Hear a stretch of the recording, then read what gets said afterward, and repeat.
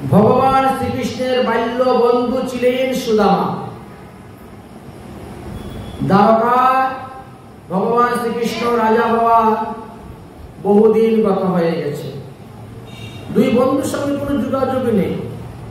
সেই উজ্জয়িনীতে অবন্তিকাপুরীতে যখন ভগবান শ্রীকৃষ্ণ গিয়েছিলেন বিদ্যা শিক্ষা অর্জন করতে 12 বৎসর বয়সে, তখন ওই সুদামার সঙ্গে বন্ধুত্ব হয়ে গেছে। আর এখন ভগবান শ্রীকৃষ্ণের বয়স 120 বৎসরের কাছাকাছি। চিন্তা করেন তো, কতদিনের আগের বন্ধু, কিন্তু বন্ধুর কথা এখনো মনে আছে। কারণ এই বন্ধু কোনো সাধারণ বন্ধু নয়, একদিকে বন্ধু আরেকদিকে ভক্ত, নিষ্কিঞ্চন ভক্ত। সে ভগবানের কিছুই চায় না, নিষ্কাম ভক্ত। সে এত দিন দরিদ্র হওয়া সত্ত্বেও, গরিব হওয়া সত্ত্বেও সে ভিক্ষা করত না। ব্রাহ্মণের ভিক্ষাবৃত্তি করতে নাই, এটাই ছিল তিনার মনেতে। ব্রাহ্মণের ভিক্ষাবৃত্তি করতে নাই, এটাই তিনার মনেতে ছিল। এই জন্য তিনি ভিক্ষাবৃত্তি করতে যেতেন না। তবে চলত কোনো সংসার অযাচিত ভাবে। অযাচিত ভাবে যদি কেউ কিছু দেয় সেটা তিনি গ্রহণ করতেন। এইভাবে অযাচিত ভাবে তিনার জীবন যাপন হতে শুরু হয়েছে। কখনো 2 দিন উপবাস, কখনো 3 দিন উপবাস, কখনো 7 দিন উপবাস। তারপরে যদি কেউ কিছু দেয় সেটাই ভগবানকে ভোগ লাগিয়ে তিনি খেতেন।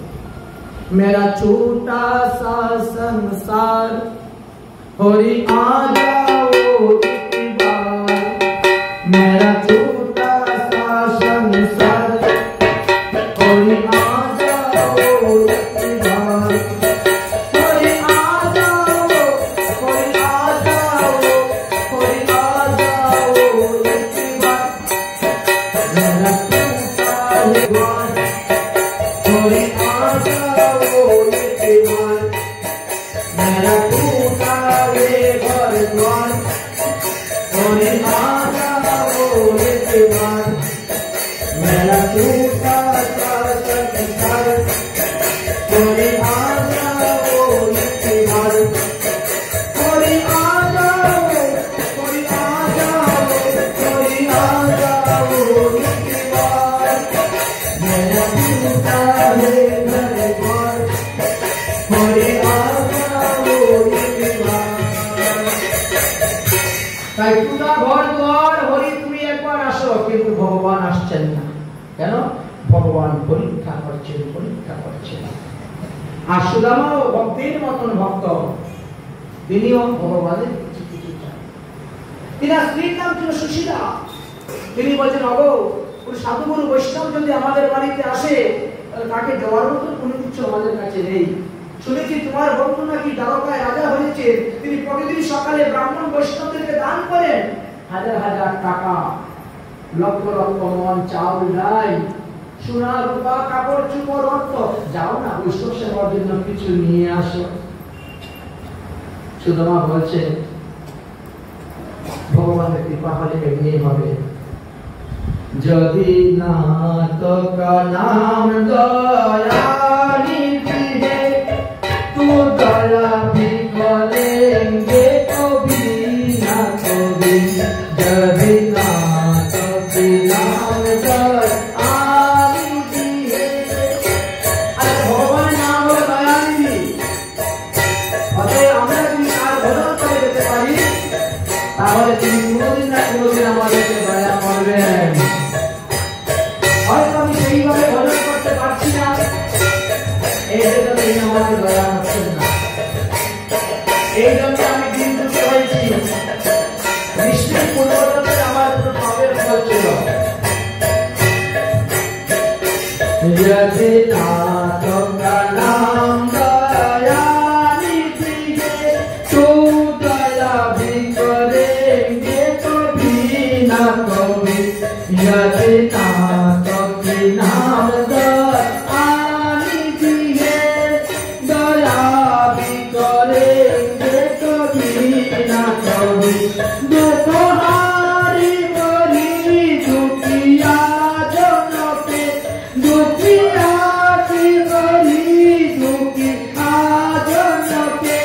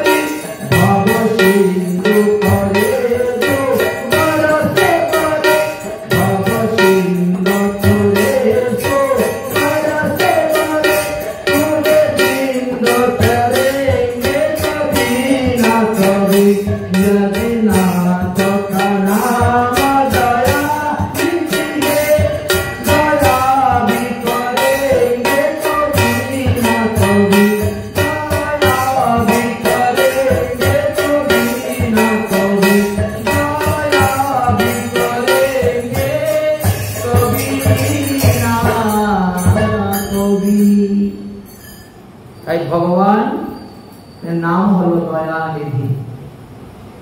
তুমি ভজন করে যাও, নিষ্কাম ভজন করে যাও, দেখবে ভগবান কখন না কখন কোনো না কোনো ভাবে আসবেন, তোমাকে দয়া করবেন। কিন্তু সুশীলার মনে ধৈর্য নাই। কবে দয়া করবেন তার কি ঠিক আছে? তার থেকে বরং তুমি যাও দ্বারকায়। আরে দেবী, আমি যে দ্বারকায় যাব, কি নিয়ে যাব? বন্ধুর বাড়ি যেতে গেলে খালি হাতে যেতে নাই, গুরুদেবকে দর্শন করতে যেতে গেলে খালি হাতে যেতে নাই, আত্মীয় স্বজন ইষ্টি কুটুম বাড়িও যেতে গেলে খালি হাতে যেতে নাই। মানুষে ফল নিয়ে যায়, মিষ্টি নিয়ে যায়, দই নিয়ে যায়, কত কিছু নিয়ে যায় আত্মীয় স্বজনের বাড়ি বেড়াতে গেলেও। আর আমি আজ এত বছর পরে, মারা 100 বছর পার হয়ে গেছে, এত বছর পরে যাব বন্ধুর বাড়ি, বন্ধুকে দেখার জন্য, আর খালি হাতে যাব কেমন করে দেবী? ঘরে যে কিছুই নাই।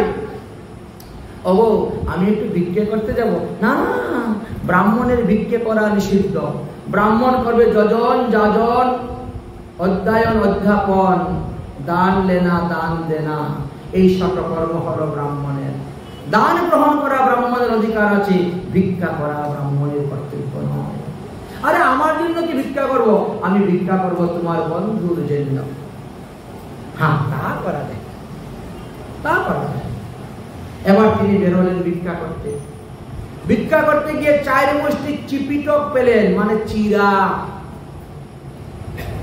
4 মুষ্টি চিরা ভিক্ষা পেলেন। সেই 4 মুষ্টি চিরা এনে দিলেন। সেই 4 মুষ্টি চিরা কাপড়ের কোনার মধ্যে পুটলা বেঁধে তিনি রওনা হলেন। সুদামার বাড়ি থেকে ভগবান শ্রীকৃষ্ণের বাড়ি হলো 88 কিলোমিটার দূর। সুদামার বাড়ি হলো পূর্বন্দর, ওই মহাত্মা গান্ধীর যেখানে বাড়ি ছিল, ইন্দিরা গান্ধীর, ওই রাজীব গান্ধী কি ফিরোজ গান্ধী কি বলেন না, ওই মহাত্মা গান্ধীর বাড়ির পাশে সেই পূর্বন্দর এখনো আছে সেই বাড়ি, ওখানে তিনার বাড়ি। আর ওখান থেকে ভেট দ্বারকা হলো 88 কিলোমিটার। আমি নিজে পায়ে হেঁটে গিয়েছি। ভেট দ্বারকা, গোমতী দ্বারকা আর মূল দ্বারকা। দ্বারকা হলো 3টা। সুদামার বাড়ির থেকে পায়ে হেঁটে গিয়েছিলাম। বড় সুন্দর পরিবেশ। যাই হোক, সুদামা রওনা হয়েছেন। 7 দিনের উপবাস। কিছু দূর যাওয়ার পরে পরিশ্রান্ত ক্লান্ত হয়ে গাছের নিচে যেমন বসেছেন, এমনি ঘুম এসে গেছে। অন্তর্যামী ভগবান সব জানেন। ভগবান তখন কি করলেন? গরুরকে বললেন, হে গরুর, যাও তুমি গিয়ে দেখো অমুক জায়গায় গাছের নিচে আমার বন্ধু সুদামা ঘুমিয়ে আছে। একেবারে অচৈতন্য হয়ে তুমি তাকে তোমার পিঠের মধ্যে বসিয়ে দ্বারকার বট গাছের নিচে এনে রেখে দাও। গরু তাই করেছিলেন। ভগবানের মায়ায় সুদামাও বুঝতে পারলেন না, এনে রেখে দিয়েছে। সুদামার যখন ঘুম ভেঙেছে তখন তো দুপুর গড়িয়ে বিকাল। আরে সর্বনাশ, আমি না দ্বারকায় যাওয়ার জন্য রওনা হয়েছি, এত দূরের রাস্তা, ঘুমিয়ে পড়লাম। উঠে রওনা হয়ে আবার হাঁটতে শুরু করেছে। রাস্তার মধ্যে পথিক পেয়েছেন। ও পথিক ভাই, দ্বারকাটার কত দূর? কত গুজরাট? দ্বারকা ছে? শুনে তো মাকার দ্বারকা ছে 6টা দ্বারকা নাকি? আরে বাবা, 6 দ্বারকা থাকলে কৃষ্ণ কোন দ্বারকায় থাকে? কোন দ্বারকায় যাব? মানে এটাই দ্বারকা হয়? দ্বারকা আছে, দ্বারকা ছে। গুজরাটি ভাষায় কথা বলছে। আচ্ছা, এবার জিজ্ঞেস করলেন কৃষ্ণ কোথায় থাকেন? একজন দেখালো, ওই যে উচ্চ বড় মহল দেখা যাচ্ছে, এটা হলো সব থেকে বড় রানীর মহল, রুক্মিণী। আচ্ছা, অন্য কোথায় না থাকলে পাটরানী রুক্মিণীর মহলে তো থাকবেই থাকবে, কত ওখানেই যাও। সুদামা বিপ্র রওনা হয়েছে। সন্ধ্যা সমাগম পায়, বিকালবেলা হয়ে গেছে। রওনা হয়েছে, গিয়ে দেখে দরজার মধ্যে বিরাট বড় 2 দারোয়ান অস্ত্র নিয়ে দাঁড়িয়ে আছে। দারোয়ান, আমি আমার সখা শ্রীকৃষ্ণের সঙ্গে দেখা করতে চাই। কিন্তু এই সময় তো উনি দেখা করতে দিবেন না। উনি তো প্রতিদিন সকালবেলায় আসেন, সাধুগুরু বৈষ্ণবদেরকে প্রণাম করেন, যার যেটা প্রয়োজন শুনেন, সেই সমস্ত বস্তু দান করেন। আপনি না হলে কাল সকালবেলা আসবেন। আরে আমি দান নিতে আসি নাই, আমি আমার বন্ধুর সঙ্গে দেখা করতে এসেছি। তোমাদের যে দ্বারকাধীশ কৃষ্ণ, সে আমার বাল্য বন্ধু, আমরা একসঙ্গে স্কুলে লেখাপড়া করেছি, একসঙ্গে গুরুকুলে বাস করেছি। তখন দ্বারপাল বলছে, তাহলে আপনি দাঁড়ান, আমি গিয়ে আগে অনুমতি নিয়ে আসি। দ্বারপাল গিয়েছে। দ্বারপাল গিয়ে দেখেন ভগবান শ্রীকৃষ্ণ রুক্মিণীর পালঙ্কের মধ্যে ঘুমিয়ে আছে। রুক্মিণী পদসম্ভাষণ করতেছে, দাসীগুলা বাতাস করতেছে। দ্বারকাধীশ কা জয় হোক। কে? দ্বারপাল। কি হয়েছে? আপনার বাল্য বন্ধু সুদামা এসেছেন আপনাকে দেখা করার জন্য। যেই শুনেছেন ভগবান এক লাফ দিয়ে উঠে গেছেন, উঠে বন্ধু সুদামা বলে দৌড়তে শুরু করেছে। কাজের থেকে যে কখন উত্তরীটা পড়ে গেছে তাও জানেন না। কত আদর করে গিয়ে গোলাগুলি কুলাকুলি করে বন্ধুকে নিয়ে আসছেন। বন্ধুর কাপড় কিন্তু শতছিদ্র। এনে তিনার যে সিংহাসনে বসেন, স্বর্ণের সিংহাসন, ওই সিংহাসনে বসিয়েছে। বসিয়ে এবার রুক্মিণীকে বলছে, রুক্মিণী দাঁড়িয়ে আছো কি তাকিয়ে দেখতেছো? যাও জল নিয়ে আসো। ব্রাহ্মণ ঠাকুর আসতে শুনতে পাচ্ছ না? আমার বাল্য বন্ধু, চরণ ধৌত করাও। ব্রাহ্মণ চরণ ধৌত করাও। ভগবান শ্রীকৃষ্ণ পা দিয়ে হাত দিয়ে ঘষতেছেন আর জল ঢালতেছেন। রুক্মিণী চরণ ধৌত করানো হলো। এবার চরণ মুছানো হলো। মুছিয়ে দুই হাত দিয়ে ধরে কৃষ্ণ সুদামাকে কুলে তুলে নিয়ে একবারে রুক্মিণীর খাটে শয়ন করিয়ে দিয়েছে। যে খাটে ভগবান শ্রীকৃষ্ণ রুক্মিণীকে নিয়ে শয়ন করেন, সেই খাটের মধ্যে শয়ন করে দিয়েছে। দিয়ে পদ সম্ভাষণ করে এত জায়গা হেঁটে এসেছেন, 88 কিলোমিটার জায়গা হেঁটে এসেছেন। বৃদ্ধ ব্রাহ্মণ পা সম্ভাষণ করছেন, পা টিপে দিচ্ছেন। আরে রুক্মিণী বাতাস করো, বাতাস করো। বড় সুন্দর পদ রচনা করেছেন মহাত্মাগণ। আসুন একটু পদ আস্বাদন করি। ওরে দ্বার পালো, ওরে কানাইয়া তোকে দেও, ওরে দ্বার পালো, কানাইয়া তোকে দেও।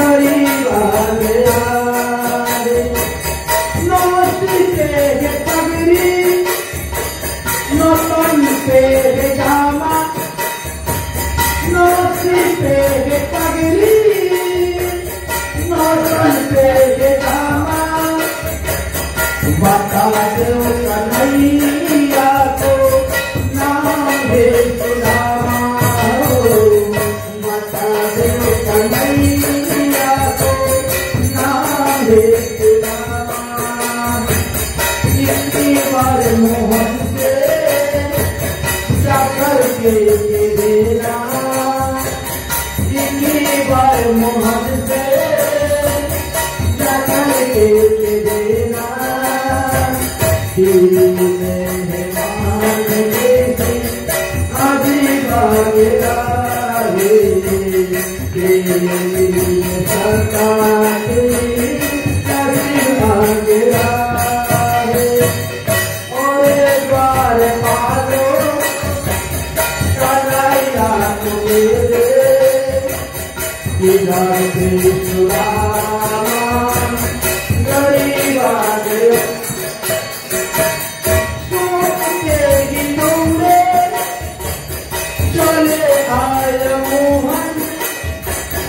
लगाया गले से सुदामा को मोहन, लगाया गले से सुदामा को मोहन। हुआ रुक्मिणी को बहुत ही अचंभा, हुआ रुक्मिणी को बहुत ही अचंभा।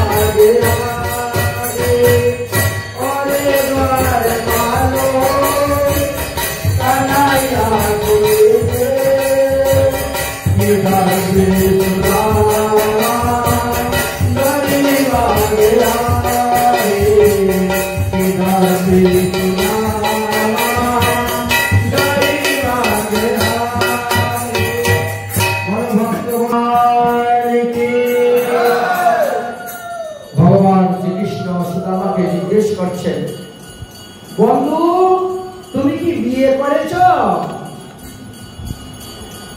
সুদামা বলছেন হ্যাঁ ভাই বিয়ে তো করেছি।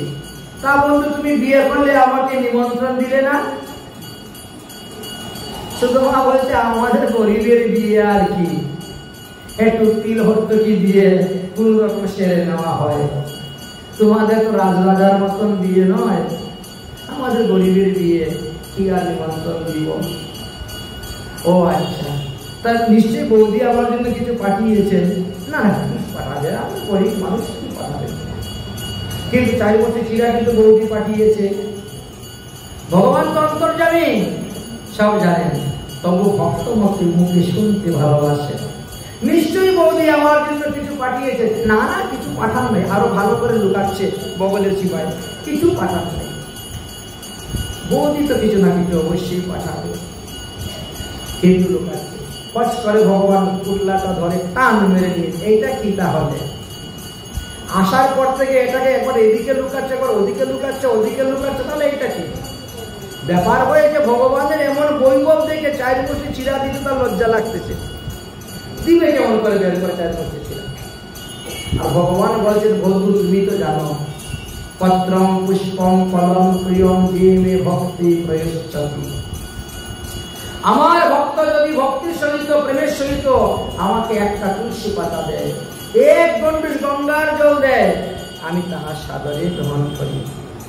ফুল দেব, তুলসী দেব, চন্দন দেব, জল দেব, আমি তাহার সাদরে গ্রহণ করি।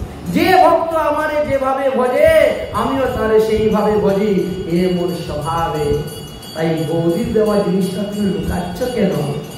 পুরনাটা খুললেন, আহা কি সুন্দর চিরা, ভগবানের যে হাসিটা আসলো, সেই গুরুকুলে 100 বছর আগে খেয়েছিলাম, সেই গুরুমা উজ্জয়িনীকে দিয়েছিলেন চিরা, আর এই 100 বছর পরে আর চিরাটা ভগবানের খুব প্রিয়। এই জন্য দ্বাদশী দিন চিরাভোগ লাগিয়ে প্রসাদ পেলে কৃষ্ণ ভক্তি লাভ হয়। খিচুড়ি ভোগে ভগবান অতটা সন্তুষ্ট নয়, লাবড়ি রসগোল্লা ভোগে ততটা সন্তুষ্ট নয়, চিরা ভোগে ততটা সন্তুষ্ট। তাই যা কিছু ভোগ দেন না কেন, সঙ্গে দ্বাদশীতে চিরাভোগ দিবেন দিবেন দিবেন। আর ওই চিরপ্রসাদ পেলেই কৃষ্ণ ভক্তি লাভ হয়ে যাবে।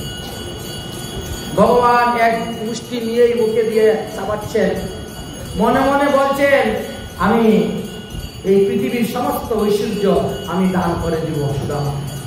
আরেক মুষ্টি নিয়ে খেয়ে মনে মনে বলছেন সমস্ত সপ্ত স্বর্গ দিয়ে দিব আমি সুদামাকে। আরেক মুষ্টি নিয়ে খাবেন, রুক্মিণী হাতে ধরে বলছেন আর খেতে হবে না।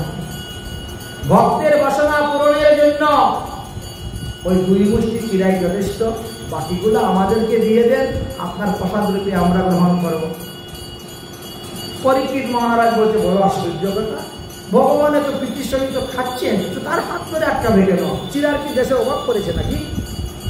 বলে আরে না, তুমি জানো না কেন আটকিয়েছে।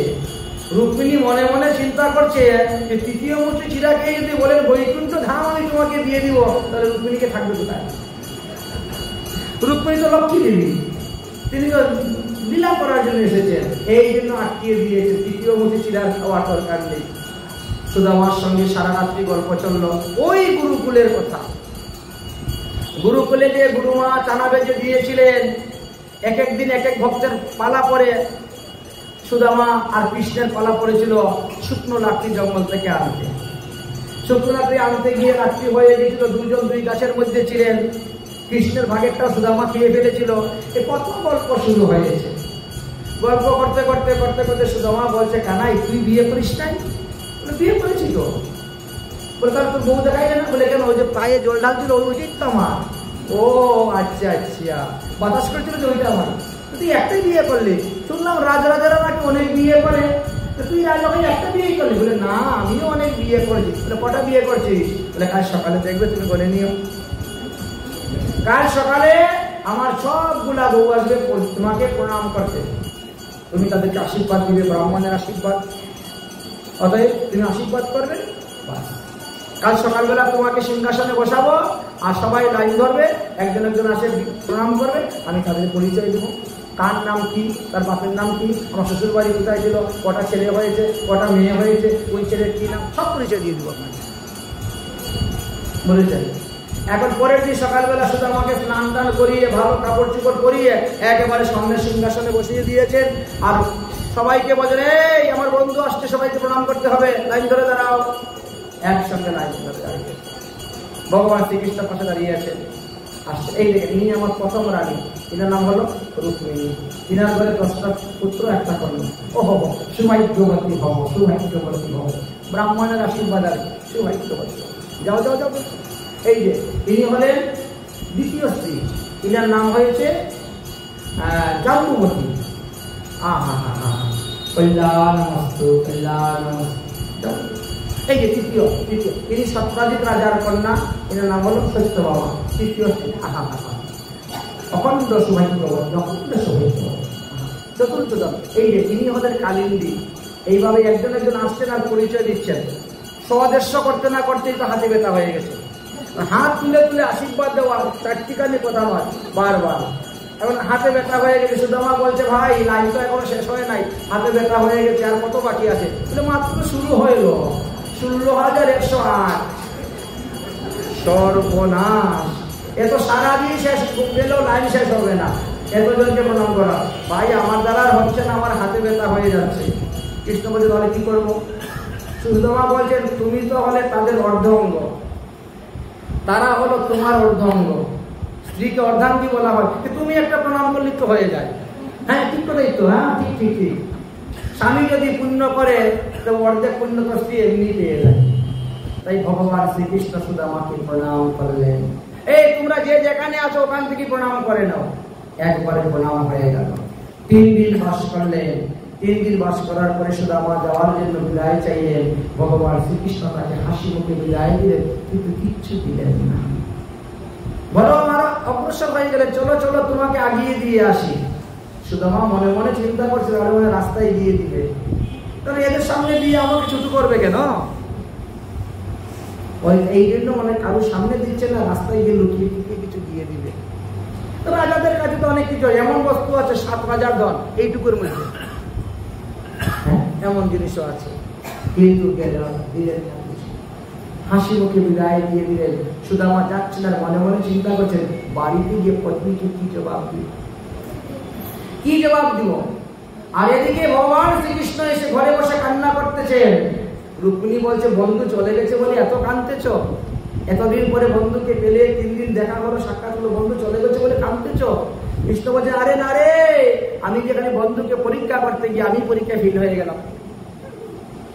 বন্ধুকে পরীক্ষা করেছিলাম, যদি আমার কাছে কিছু চায় তাহলে দিব, কিন্তু সে তো নিষ্কাম ভক্ত, সে তো সাকাম ভক্ত নয়, আমার কাছে কিছুই চাইল না, আমি তার কাছে ঋণী হয়ে গেলাম, আমি তার 2 মুষ্টি চিড়া খেয়েছি,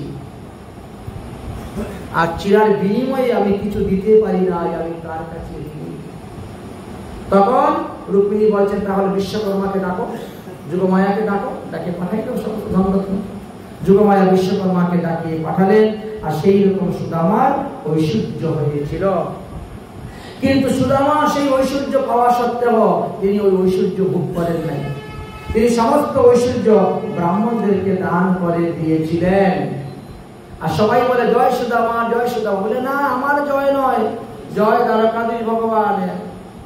প্রভু आपको कृपा से सब काम हो रहा है।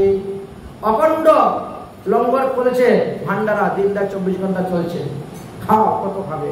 प्रभु आपको कृपा से सब काम हो रहा है।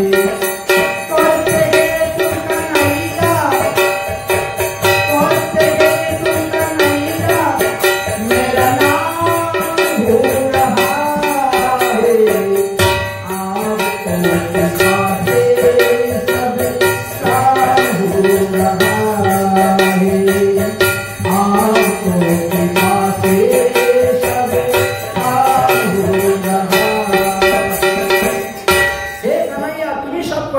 নাম হচ্ছে আমার, আমি এই নাম চাই না, আমি এই নাম চাই না। হে দেবী সুশীলা, এই বিষয়ের মধ্যে থাকিলে কৃষ্ণ প্রেম পাওয়া যাবে না। বিষয়ে থাকিলে কৃষ্ণ প্রেম নাই হয়, বিষয় হইতে দূরে কৃষ্ণ জানিও নিশ্চয়। অতএব এই বিষয় সব ব্রাহ্মণদেরকে দান করে দাও, আর নদীর তীরে বসে হরিভজন করো, তবে হরিকে পাওয়া যায়। এইভাবে তিনি হরিভজন করতে শুরু করলেন। এই স্থানে সুদামা চরিত্র কথা আমরা বিশ্রাম দিচ্ছি।